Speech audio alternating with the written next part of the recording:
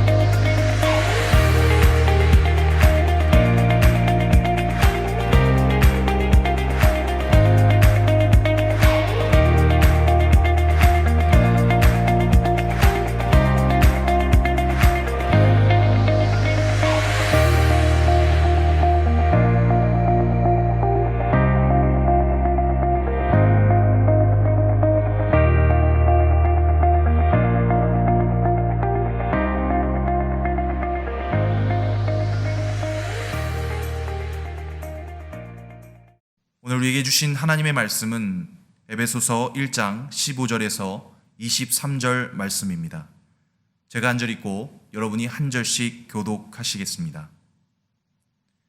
이로 말미암아 주 예수 안에서 너희 믿음과 모든 성도를 향한 사랑을 나도 듣고 내가 기도할 때 기억하며 너희로 말미암아 감사하기를 그치지 아니하고 우리 주 예수 그리스도의 하나님 영광의 아버지께서 지혜와 계시의 영을 너희에게 주사 하나님을 알게 하시고 너희 마음의 눈을 밝히사 그의 부르심의 소망이 무엇이며 성도 안에서 그 기업의 영광의 풍성함이 무엇이며 그의 힘의 위력으로 역사하심을 따라 믿는 우리에게 베푸신 능력의 지극히 크심이 어떠한 것을 너희로 알게 하시기를 구하노라. 그의 능력이 그리스도 안에서 역사하사 죽은 자들 가운데서 다시 살리시고 하늘에서 자기의 오른편에 앉히사 모든 통치와 권세와 능력과 주권과 이 세상뿐 아니라 오는 세상에 일컫는 모든 이름 위에 뛰어나게 하시고 또 만물을 그의 발 아래에 복종하게 하시고 그를 만물 위에 교회의 머리로 삼으셨느니라. 교회는 그의 몸이니 만물 안에서 만물을 충만하게 하시는 이의 충만함이니라. 아멘. 이 시간 목사님 나오셔서 우리의 눈이 밝아지면 생기는 변화들이라는 제목으로 말씀 증거해 주시겠습니다. 할렐루야. 오늘은 특별히 옆에 있는 아내나 아니면 자녀, 그 누가 됐든 상관없습니다. 인사를 한번 하고 시작했으면 좋겠는데요. 이렇게 한번 인사했으면 좋겠습니다. 당신은 저에게 아주 특별한 존재입니다. 한번 해보세요. 당신은 저에게 아주 특별한 존재입니다. 그럼 반대로 이렇게 한번 인사해 보시죠. 저는 당신에게 어떤 존재입니까? 인사 안 하신 분들 있는 것 같은데, 네, 다 보입니다. 미국에 빅터란 이름을 가진 16세 소년이 있었습니다. 그의 이름은 승리자란 뜻을 가졌지만 그의 실제 학교 생활은 항상 실패의 연속이었습니다. 머리가 나쁘다는 이유로 친구들의 놀림감이 되었고 새로운 친구들과도 잘 어울리지 못하고 시간이 가면 갈수록 그의 학교 생활은 엉망진창이 되어갔습니다. 외톨이처럼 방황하고 그런 생활을 계속하다 보니까 자신의 모습 가운데 아주 괴로웠다는 것이죠. 그런 그의 모습을 보면서 안타까워하던 빅터의 담임 선생님이 어느 날 그를 불렀습니다. 그래서 이렇게 제안을 했어요. 빅터야, 너가 이렇게 지낼 바에는 차라리 학교를 정리하고 다른 직업을 찾아보는 게 어떻겠니? 라고 권고를 했습니다. 선생님의 충고대로 학교를 중퇴하고 직장을 구하기 시작한 빅터는 하는 일마다 잘 됐을까요? 하는 일마다 실패를 거듭하게 됩니다. 빅터가 17살 되던 해부터 32살이 될 때까지 지난 16년간 그는 76개의 다른 직업들을 계속해서 전전했지만 안타깝게도 그가 새롭게 시작한 모든 일은 전부 실패의 연속이었습니다. 그렇게 한 해가 더 지나서 33살이 되던 해에 빅터는 이젠 정말 자신의 인생의 마지막이라는 생각으로 77번째 직장에 지원서를 냈습니다. 그런데 이상하게도 그 회사는 입사시험 전형으로 모든 지원자에게 IQ 테스트를 실시했고 지원자들의 평균 IQ는 한 100점 정도를 맞았는데 빅터는 그 테스트에서 무려 173점이나 맞았습니다. 그럼 학창시절에 자신이 받은 73이라는 IQ 점수는 어떻게 된 걸까요? 빅터는 자신이 평생 73이라는 IQ 때문에 계속해서 바보라고 생각하고 살았는데 그것이 아니었던 것입니다. 그가 학교 다닐 때 그 당시 담임 선생님의 실수로 173의 IQ에서 선생님이 1을 빼고 73만 기록을 하면서 큰 실수였죠. 그런 해프닝이 벌어졌던 겁니다. 그동안 스스로가 바보인 줄로만 알고 살아갔던 빅터는 그날 처음으로 자기 자신이 바보가 아니라 천재라는 사실을 외부의 테스트에 의해서 정확히 깨닫게 되었습니다. 자신감을 얻은 그의 삶은 이전과는 완전히 달라졌고 좋은 머리로 열심히 공부해서 의대에도 들어갔고 결국 그는 레이저 수술의 최고 권위자로 인정을 받는 외과 의사가 되었습니다. 뿐만 아니라 전 세계 천재들의 모임인 국제 멘사협회의 총재까지 오르게 됩니다. 그의 이름은 바로 빅터 세리엔코입니다. 사랑하는 성도 여러분, 현재 내 안에 있는 것이 무엇인지를 정확하게 알고 있는 사람은 그 사람의 인생 자체가 완전히 달라질 수밖에 없습니다. 그런데 아직도 많은 사람들은 17년이란 긴 세월을 도둑맞고 바보로 살았던 빅터와 같이 아직도 자기 자신이 누구이고 어떤 존재인지를 전혀 깨닫지 못하고 인생을 하루하루 허비하며 사는 사람들이 너무나 많다는 사실입니다. 현재 여러분 삶의 대부분을 지탱하고 있는 또한 구성하고 있는 인생의 목적과 의미는 무엇입니까? 정답은 나와 있습니다. 저를 한번 따라해 보시기 바랍니다.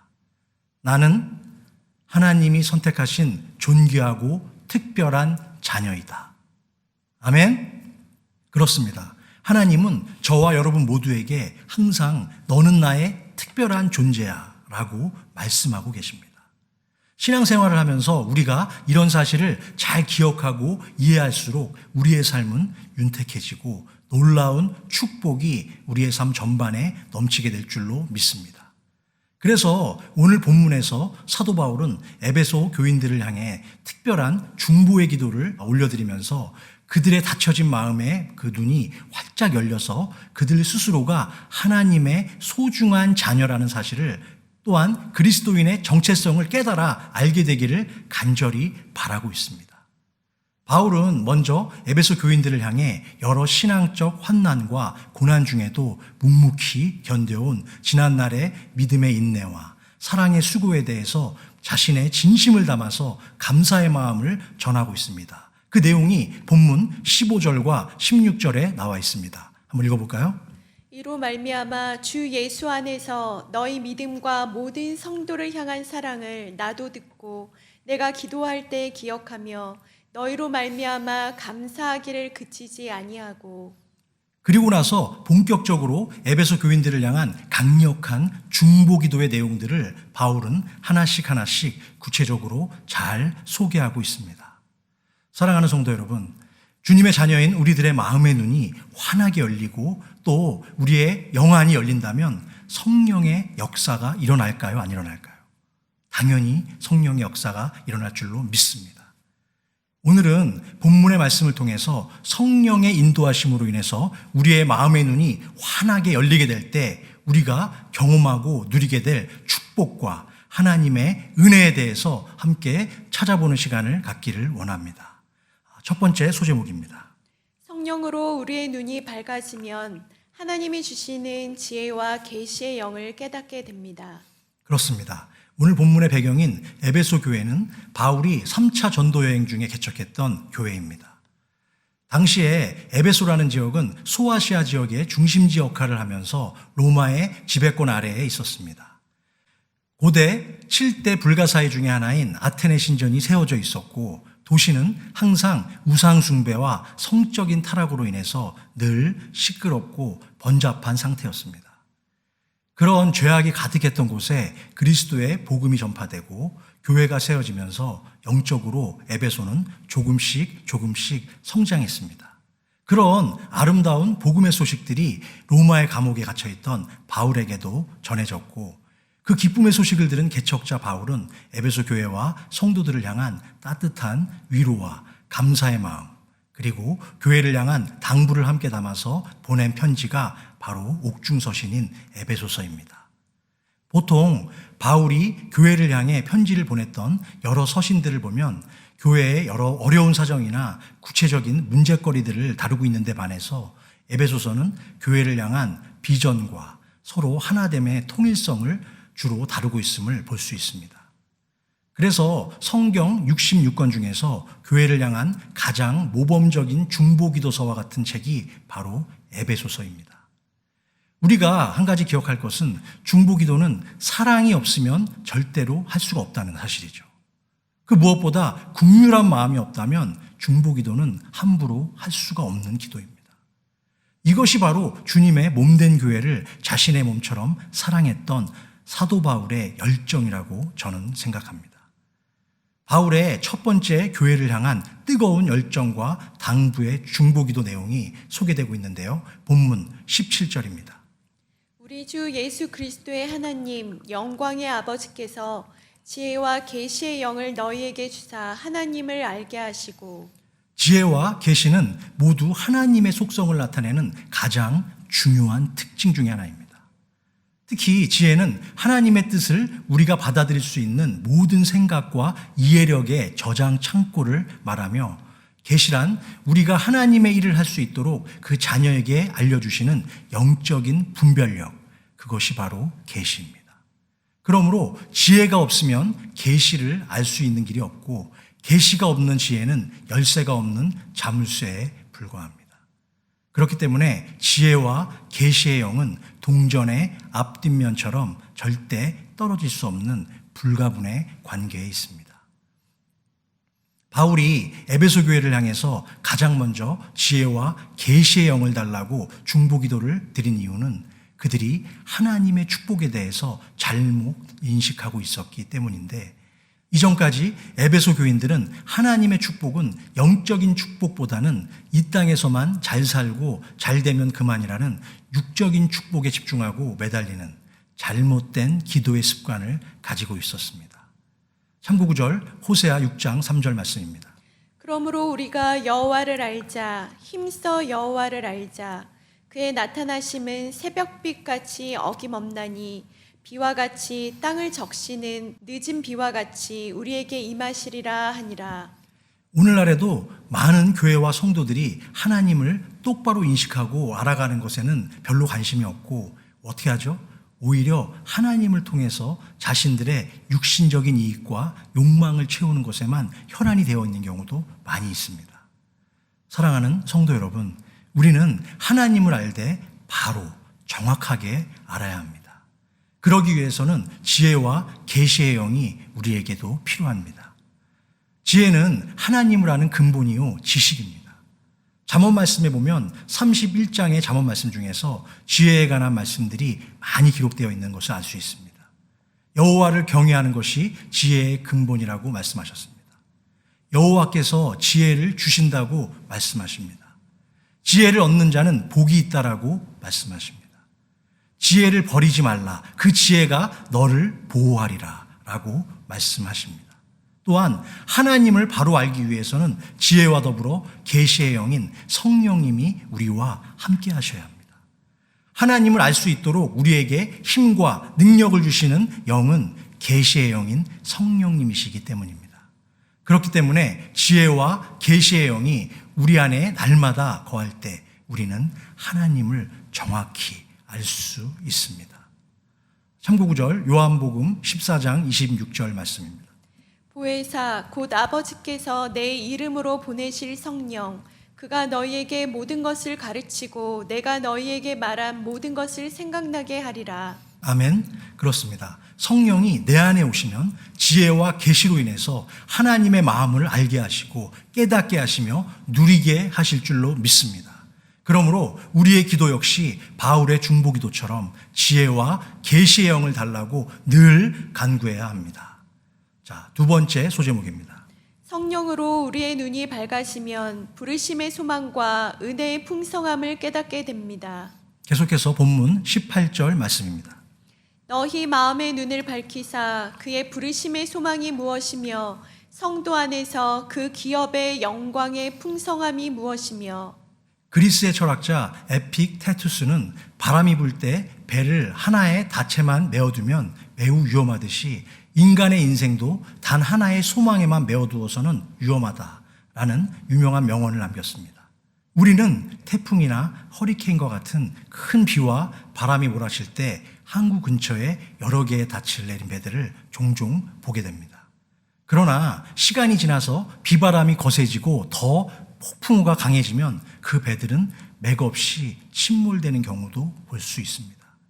이처럼 세상에 속한 배는 평소에는 매우 안전해 보이지만 큰 폭풍우가 찾아오면 그 거대한 자연재해 앞에서 삼켜지거나 전복되고 마는 것입니다.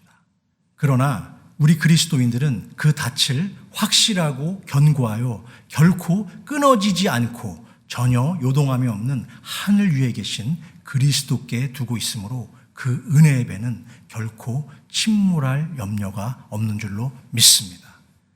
우리 그리스도인들은 오로지 단 하나의 닻을 가지고 있는데 그 닻은 우리의 소망이신 예수 그리스도이십니다. 이처럼 그리스도 예수로 인해서 얻은 소망을 바울은 부르심의 소망이라고 오늘 본문을 통해 말씀하고 있습니다.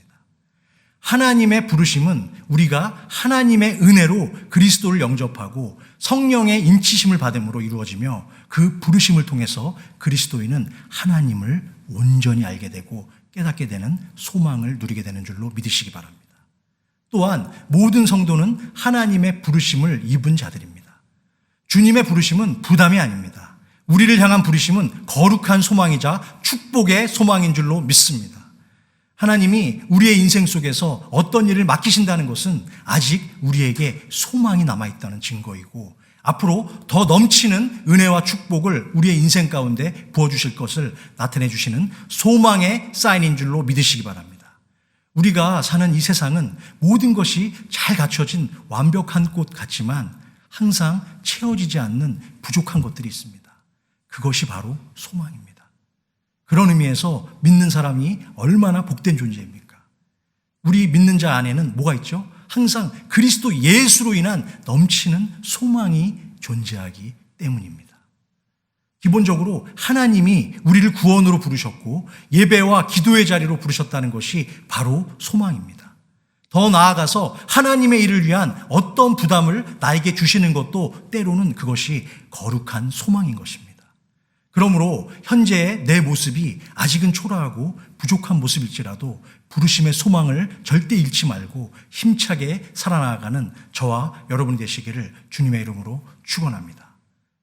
여러분, 그런 의미에서 우리가 지난주에 창립 29주년을 보냈는데 요즘 코로나로 어렵고 힘든 가운데 있지만 저희보다 더 힘든 가운데 선교 사역을 감당하고 있는 이디오피아의 이재훈, 김효진 선교사님을 우리가 또 품고 기도의 또 동역자로 또한 우리가 파송까지는 아직 힘들지만 후원할 수 있는 상황으로 우리가 간다는 것이 얼마나 감사하고 귀한 사실인지 모르겠습니다.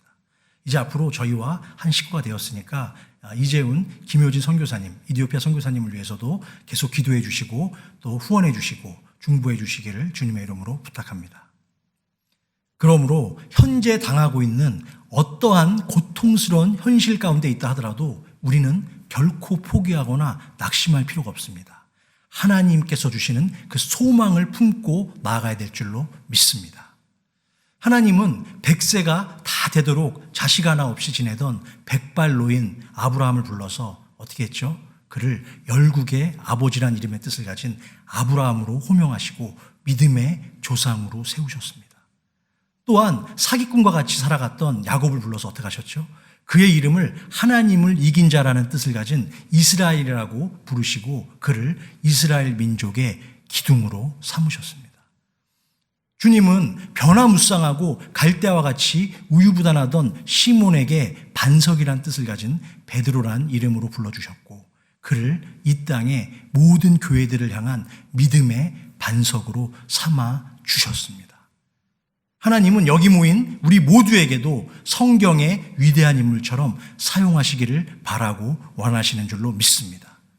이어서 계속 본문 18절 하반부 말씀입니다. 성도 안에서 그 기업의 영광의 풍성이 무엇이며 성도는 하나님의 기업인 천국을 유산으로 이미 상속받은 자들입니다. 하나님의 기업인 천국은 세상의 기업과는 전혀 다르죠. 성도는 하나님의 기업의 주식인 은혜의 풍성함을 누리고 살아가는 사람들입니다. 현재 우리의 몸은 이 세상에 매여 있을지라도 우리의 영적 시민권은 이미 하늘나라 기업에 속해 있는 줄로 믿습니다. 참고구절 빌립보서 3장 20절 말씀입니다. 그러나 우리의 시민권은 하늘에 있는지라 거기로부터 구원하는 자 곧 주 예수 그리스도를 기다리노니 장차 우리가 천국 시민으로서 누리게 될 그 엄청난 축복에 비하면 현재 우리가 이 땅에서 살면서 누리는 은혜는 사실 맛보기 축복에 불과한 거죠. 그럼 우리가 이 땅에서 누릴 수 있는 하나님의 기업의 대표적인 풍성함은 어떤 것들이 있을까요? 수많은 것들이 있겠지만 가장 대표적인 영광의 풍성함은 에베소서 1장 2절에 나오는 대로 은혜와 평강인 줄로 믿습니다.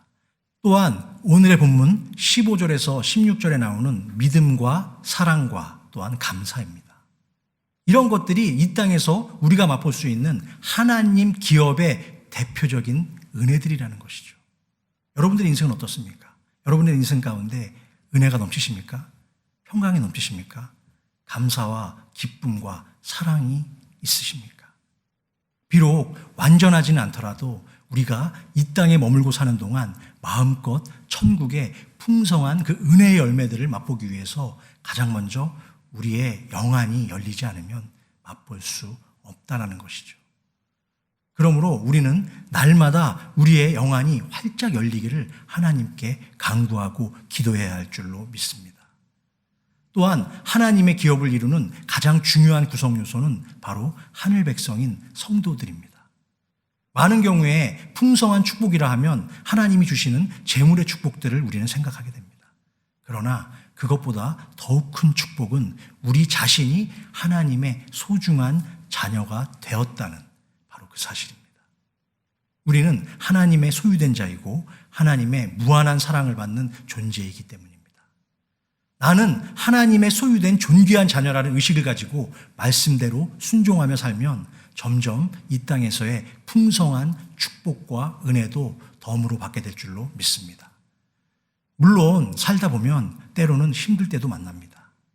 그러나 그때가 바로 우리의 믿음이 이 땅에 나타나는 그러한 때라고 생각합니다.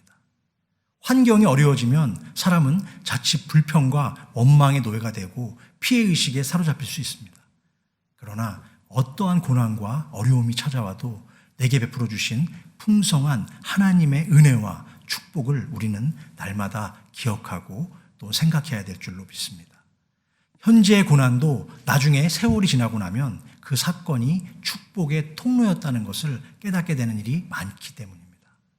그러므로 여러 가지 시련이 찾아온다고 해도 그 시련을 내 삶의 침입자라고 원망하기보다는 오히려 친구로 삼고 은혜와 축복의 통로로 삼는 저와 여러분 되시기를 주님의 이름으로 부탁합니다.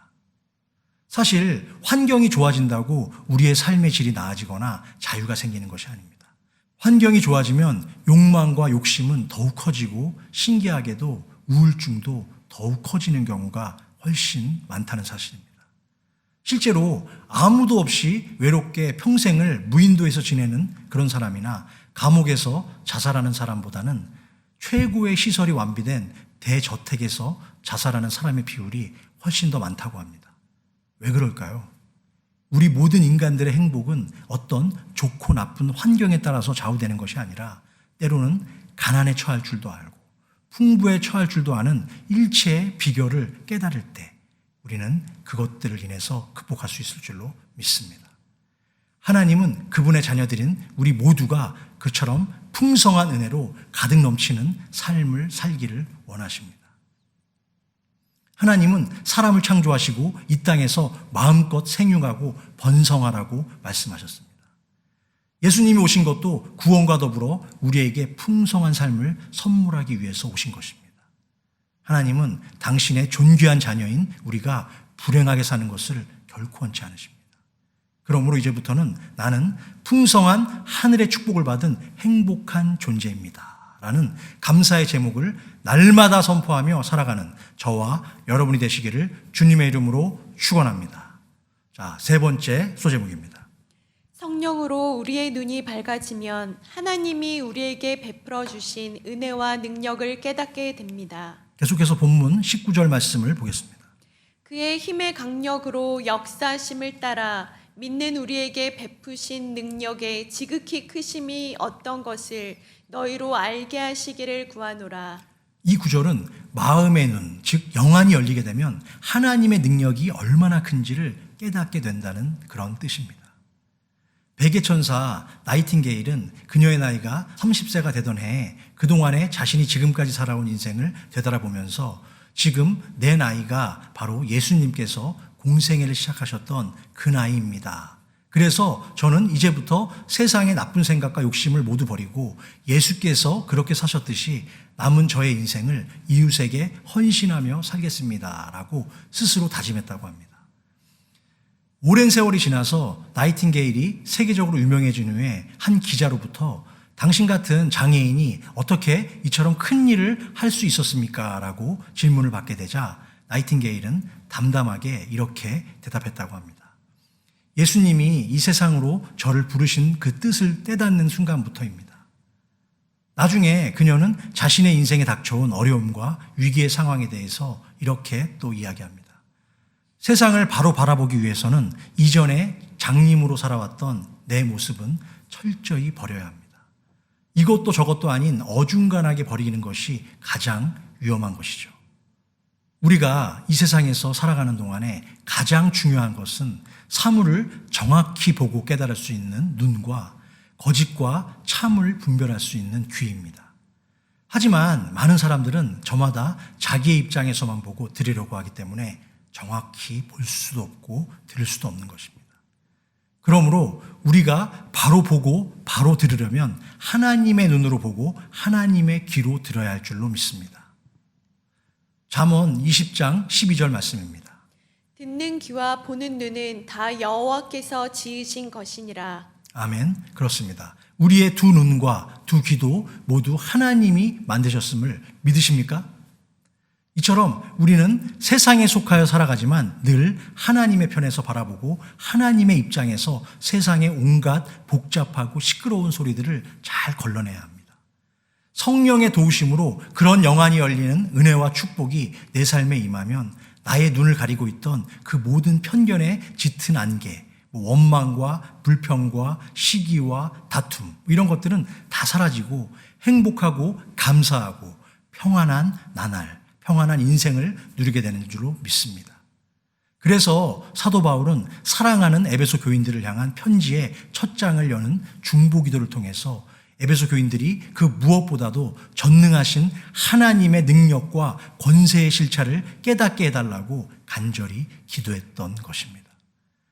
영적으로 혼탁하고 무질서한 이 시대를 살아가는 우리들에게도 그러한 영적인 깨달음은 너무나 중요합니다. 특별히 하나님의 능력과 관련해서 우리는 두 가지를 알아야 합니다. 첫 번째로는 하나님의 능력이 얼마나 큰가.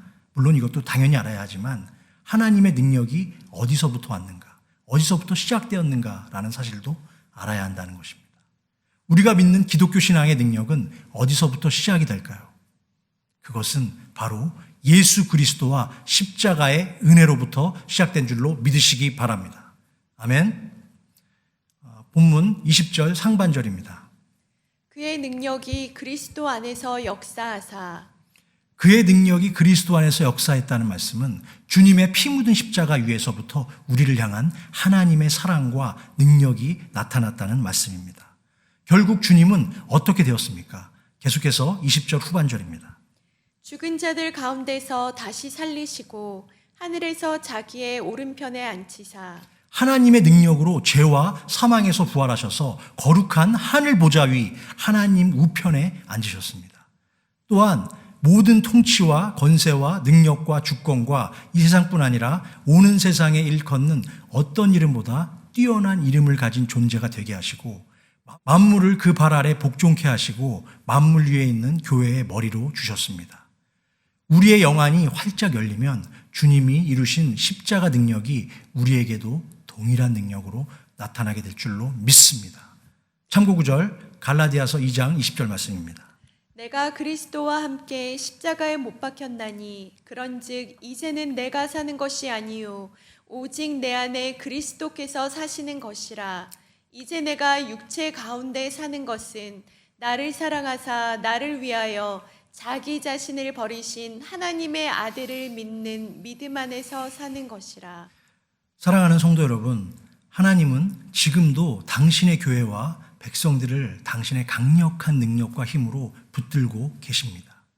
그런데 이 땅의 많은 교회와 성도들은 아직도 하나님의 그 큰 능력과 힘의 파워를 잘 깨닫지 못하고 있습니다. 하나님의 능력을 그저 성경에 기록된 어떤 기적이나 표적 정도로만 제한적으로 생각합니다. 여전히 지금 이 순간에도 하나님이 붙들어 주시는 능력의 크고 위대하심을 인정하지 못하고 믿지 못하는 사람들이 거의 대부분입니다. 믿는 성도들은 어떻습니까? 믿는 성도들 중에서도 많은 수가 반신반의하고 있습니다. 죽을 병에서 고침을 받았거나 아슬아슬한 인생의 위기와 고비를 잘 넘기고 통과하는 것만이 하나님의 능력이라고 생각할 때가 많다는 것이죠. 그러나 지금 이 순간이라도 하나님이 우리를 붙드시는 능력을 포기하시면 우리의 인생은 자동적으로 소멸되고 맙니다.